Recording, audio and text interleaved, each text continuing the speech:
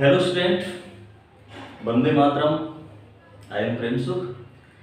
अब बच्चों, तो जैसे हम फर्स्ट चैप्टर पढ़ रहे हैं अभी 11th क्लास का, तो इसमें फर्स्ट चैप्टर में मैंने पहला टॉपिक फिनिश किया है और पहला टॉपिक था लिविंग बीइंग्स।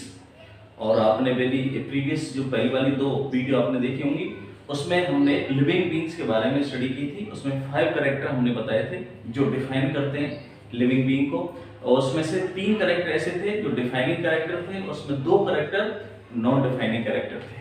ठीक है, तो वो आपने ठीक से समझ लिए होंगे। और अब हम नेक्स्ट टॉपिक जो है आपके फर्स्ट चैप्टर का जो दूसरा टॉपिक है, सेकंड जो टॉपिक है वो है living diversity in the living world. Diversity in the living world, ये सेकंड है। तो आओ इसको समझते हैं ये क्या होता है।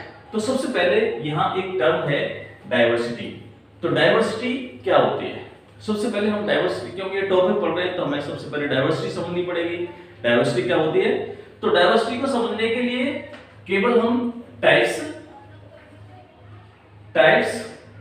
प्लस नंबर,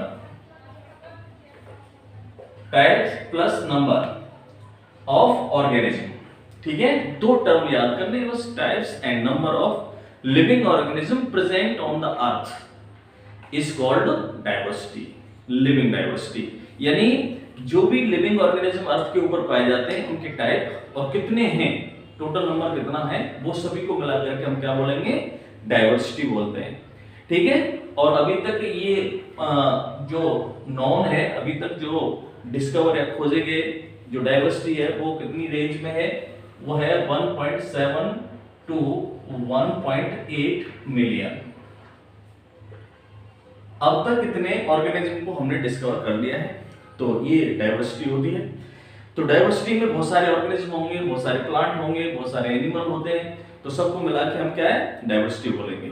अब इस डाइवर्सिटी की स्टडी करने के लिए, क्यों बहुत सारे ऑर्गेनिज्म हैं और इनको हम कैसे पढ़ें, इनका क्या साइंटिफिक एक तरीका या कोई टेक्निक होनी चाहिए जिससे हम कम से कम पढ़ना पड़े, कम से कम, और उसके कुछ जो कॉमन कैरेक्टर हैं, कॉमन कैरेक्टर जो है उनको हम लेकर के और अधिक से अधिक उसके बारे में, अधिक से अधिक ऑर्गेनिज्म के बारे में स्टडी कर सकें। तो उसके लिए अब हम आगे चलते हैं। इसमें पहला जो टॉपिक है वो है टैक्सोनॉमी। ठीक है, क्योंकि इसमें जो डिफरेंट ऑर्गेनिज्म होते हैं उनको डिफरेंट टैक्सा में हम रखते हैं, और जैसे उनके जो कुछ कॉमन कैरेक्टर होते हैं उनके बेसिस पर उनके ग्रुप बनाते हुए चले जाते हैं। तो इसकी डाइवर्सिटी की स्टडी के लिए सबसे पहले हम बात करते हैं यहाँ टैक्सोनॉमी की। टैक्सोनॉमी, टैक्सोनॉमी, तो ये जो टर्म है टैक्सोनॉमी, ये 2 ग्रीक वर्ड से लिया गया है। एक है टैक्सिस, टैक्सिस का मतलब होता है अरेंजमेंट, अरेंजमेंट, और दूसरा है नोमोस, नोमोस, नोमोस का मतलब होता है लॉज। ठीक है, यानी इसका मतलब ये हुआ टैक्सोनॉमी का लॉ ऑफ अरेंजमेंट। किसके? जो डिफरेंट ऑर्गेनिज्म होते हैं उनको हम किस तरह से अरेंज करें स्टडी के लिए, तो इसको कहते हैं टैक्सोनॉमी। और ये जो टैक्सोनॉमी टर्म है सबसे पहले किसने दिया था? एपीडी कैंटोले, एपीडी कैंटोले ने ये टर्म दिया था, और ये ग्रीक टर्म है। इसका मैंने आपको मतलब बता दिया है, इसका मीनिंग क्या होता है। ठीक है, और इन्होंने एक बुक लिखी थी, उसमें इसको एक्सप्लेन किया था, थ्योरीज ऑफ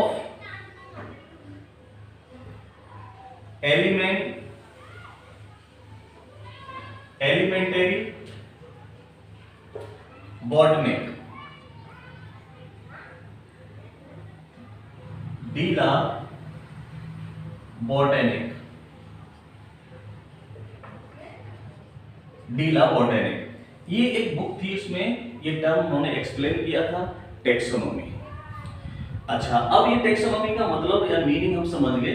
तो टैक्सोनॉमी में हम क्या स्टडी करते हैं, कौन से जो इसमें पॉइंट हैं जिनकी हम स्टडी टैक्सोनॉमी में करते हैं।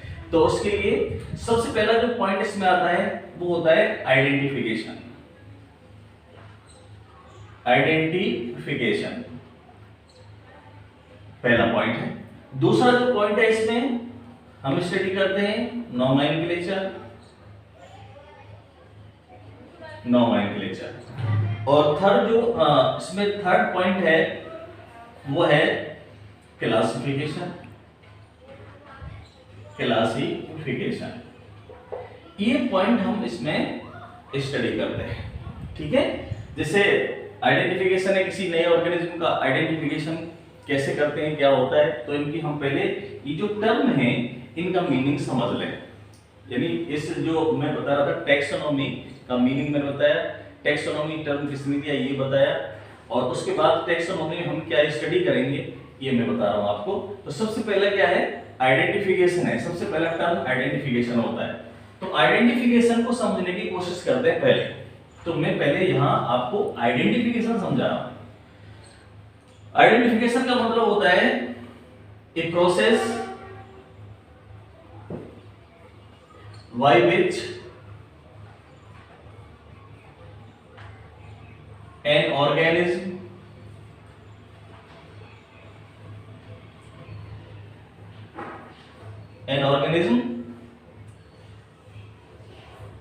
is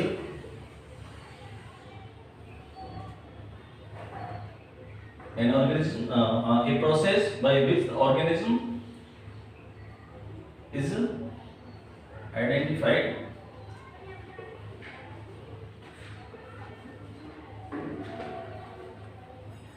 and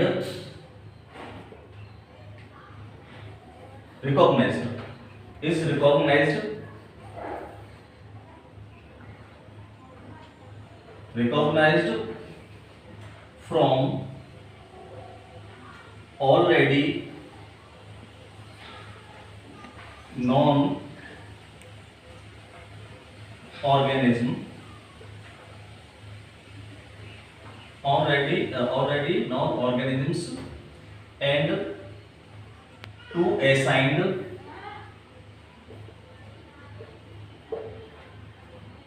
a particular taxonomic category। अब देखो ये मैंने आपको आइडेंटिफिकेशन के बारे में बताया। अब इसको अच्छे से समझना है आइडेंटिफिकेशन क्या है। आइडेंटिफिकेशन क्या है, एक प्रोसेस होती है, इसमें किसी ऑर्गेनिज्म को रिकॉग्नाइज किया जाता है, ठीक है। किस में से recognise, from the already known organism, जो पहले से ही हम ऑलरेडी जानते हैं उनके थ्रू इनको उसके बेसिस पर हम इसको आइडेंटिफाई करते हैं और उसको असाइन यानी पर्टिकुलर टैक्सोनॉमिक कैटेगरी के अंदर इसको फिर रखते हैं, ठीक है। अब इसका मतलब समझ लो। जैसे इसका मतलब ये है कोई स्पेसीज हैं, कोई प्लांट स्पेसीज हैं, plant species A B C, ठीक है, ये ऑलरेडी नोन है, ऑलरेडी नॉन स्पेसीज हैं। अब हमने एक प्लांट स्पेसीज को और आइडेंटिफाई कर लिया, डी, ये न्यू है, ये ड्यू हमने जो डी है वो न्यू स्पेसीज है और ये किसके रिजेंबल करती है, रिजेंबल करती है किसको, बी को। तो इसको किस कैटेगरी में रख देंगे हम, बी के साथ रख देते हैं।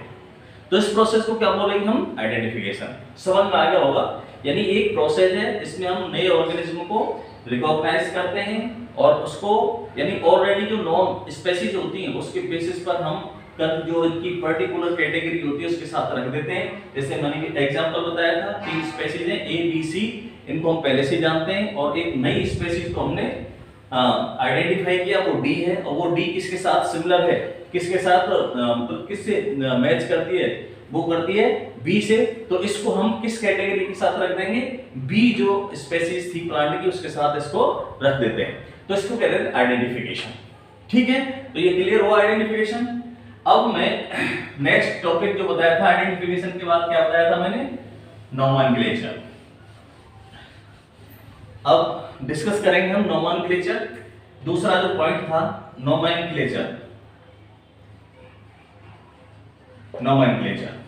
नोमेनक्लेचर के क्या है, द नेमिंग ऑर्गेनिज्म, यानी किसी भी जो न्यूली जो आइडेंटिफाइड ऑर्गेनिज्म है उसका नेमिंग ऑफ ऑर्गेनिज्म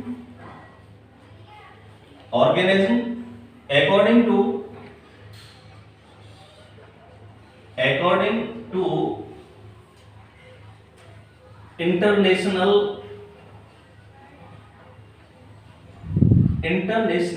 scientific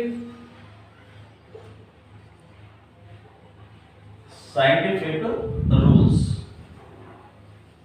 ठीक है, तो इसमें ये होता है जो न्यूली आइडेंटिफाई ऑर्गेनिज्म होता है उसका हम नाम देते हैं, उसको नाम देते हैं, किसके अकॉर्डिंग देंगे? इंटरनेशनल साइंटिफिक जो रूल्स होते हैं उसके अकॉर्डिंग उसको हम नया नाम दे देते हैं। अब ये उस इंटरनेशनल साइंटिफिक जो रूल हैं वो मैं इसके बाद पढ़ाऊंगा डिटेल में, अभी मैं केवल इसका इंट्रोडक्शन बता रहा हूं नोमेनक्लेचर क्या होता है। ठीक है, अब नेक्स्ट एक्स में क्लासिफिकेशन, तीसरा जो पॉइंट था इसमें क्लासिफिकेशन का था, क्लासिफिकेशन। ठीक है, अब क्लासिफिकेशन में क्या होता है, जो ऑर्गेनिज्म होते हैं उनकी ग्रुपिंग होती है। ऑर्गेनिज्म को हम किसमें डिफरेंट ग्रुप में रख देते हैं, और ये जो ग्रुप हैं वो भी ग्रुपिंग जो होती है उसकी टैक्सोनॉमिकल ग्रुप के साथ इसमें सिमिलरिटी के बेसिस पर, और किस बेसिस पर रखते हैं हम, जैसे easily observable, easily observable character, easily observable character के बेसिस पर हम इसको यानी डिफरेंट जो टैक्सोनॉमिक कैटेगरी होती हैं उनके अंतर्गत इसको रख देते हैं। तो ये हमने टैक्सोनॉमी के पॉइंट बताए। ये टैक्सोनॉमी के अंदर टैक्सोनॉमी हम क्या स्टडी करेंगे, 3 पॉइंट स्टडी करेंगे। सबसे पहले क्या है, आइडेंटिफिकेशन है, दूसरा क्या है, नोमेनक्लेचर है, और थर्ड जो पॉइंट होता है वो क्या है, थर्ड पॉइंट है इसके क्लासिफिकेशन।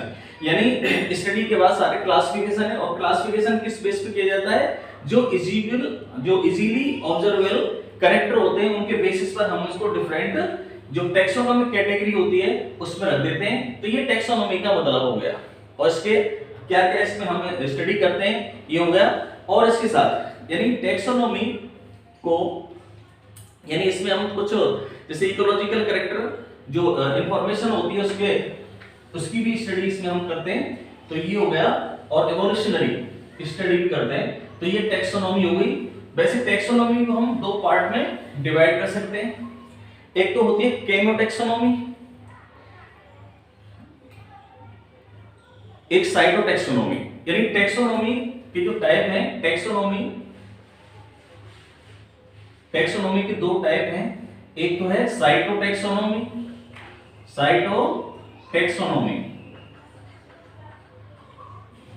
और दूसरा है केमोटैक्सोनॉमी। अब देखो ये साइटोटैक्सोनॉमी और केमोटैक्सोनॉमी क्या होती है। साइटोटैक्सोनॉमी में हम cytological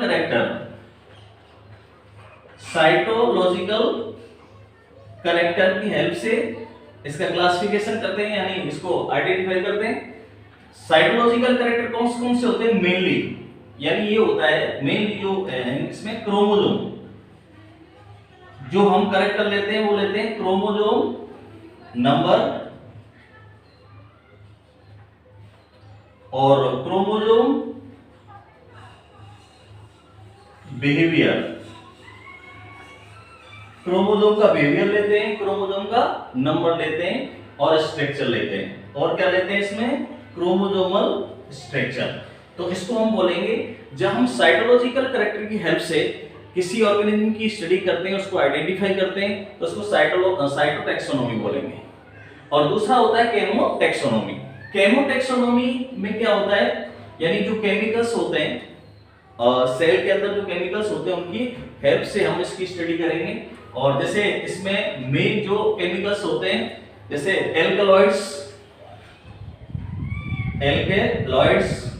carotenoids, tannin, resin, amino acids, fatty acids, ठीक है, इनकी हम लेते हैं। और बाकी कुछ और भी हैं, जैसे अभी तक एक वो है रेफाइड्स, आपने पढ़ा होगा रेफाइड्स, रेफाइट्स जो होता है ये कैल्शियम कार्बोनेट के बने हुए क्रिस्टल होते हैं। क्या होते हैं? क्रिस्टल्स।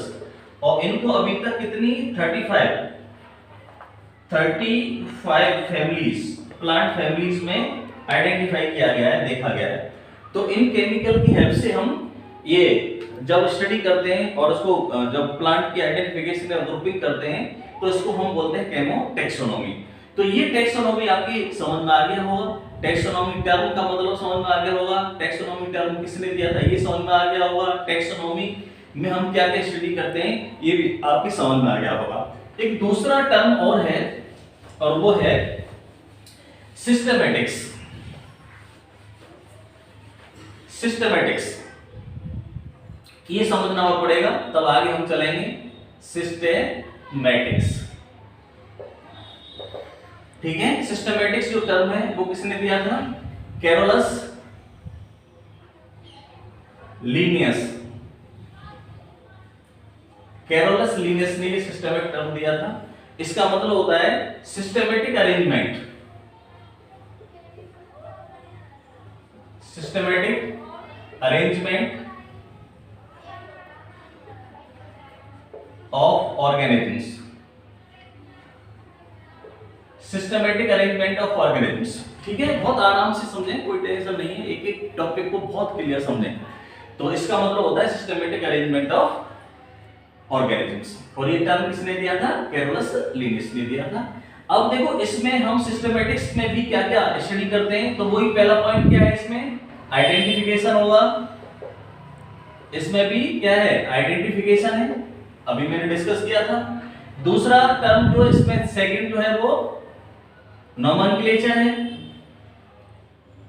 नोमेनक्लेचर यानी नेमिंग ऑफ ऑर्गेनिज्म।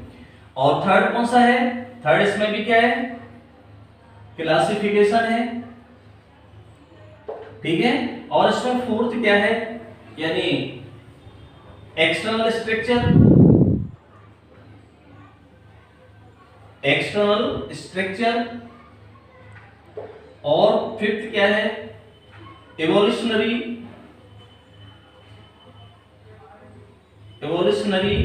रिलेशनशिप।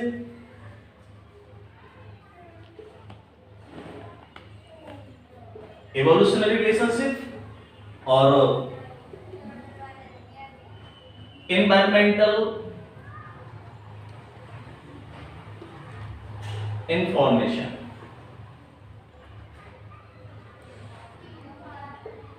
इनके बेसिस पर यहां पर हम सिस्टमैटिक्स यानी ये डिफरेंट टाइप के जो ऑर्गेनिज्म होते हैं उनकी स्टडी करते हैं। तो ये हो गया यानी सिस्टमैटिक्स। अब बच्चों दोबारा सुने, सिस्टमैटिक्स जो टर्म है वो लैटिन टर्म से लिया गया है, ग्रीक टर्म से लिया गया है। इसका मीन्स होता है यानी सिस्टमैटिक अरेंजमेंट ऑफ ऑर्गेनिज्म। ये टर्म किसने दिया था? कैरोलस लीनियस ने दिया था।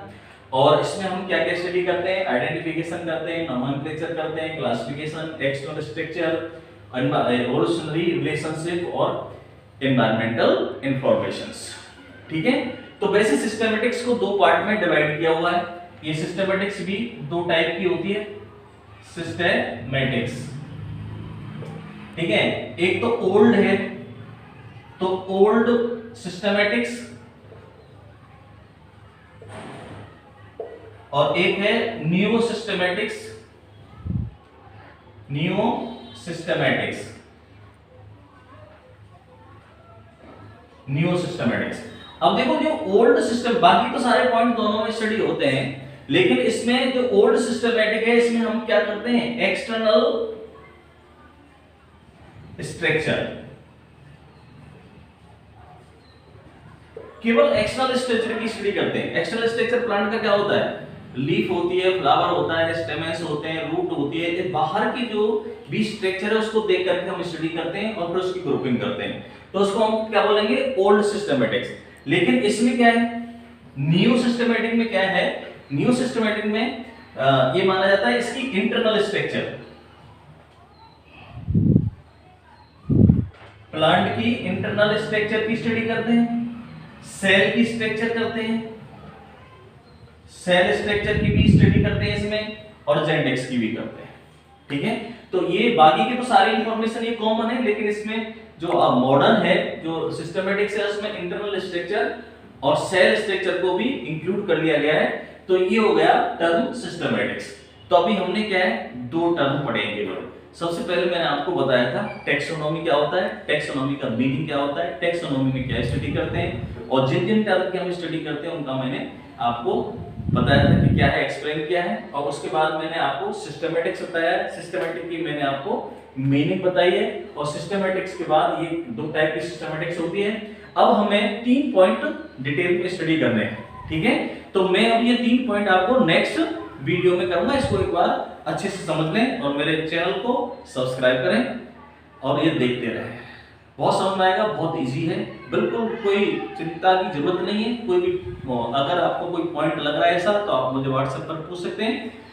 तो नेक्स्ट टॉपिक पे अब हम इन 3 की डिटेल स्टडी करेंगे। और वो 3 क्या थे, आइडेंटिफिकेशन तो मैंने करा ही दिया, उसकी डिटेल स्टडी नहीं करनी है, नोमेनक्लेचर करना है, और उसके बाद हमें करना है क्लासिफिकेशन।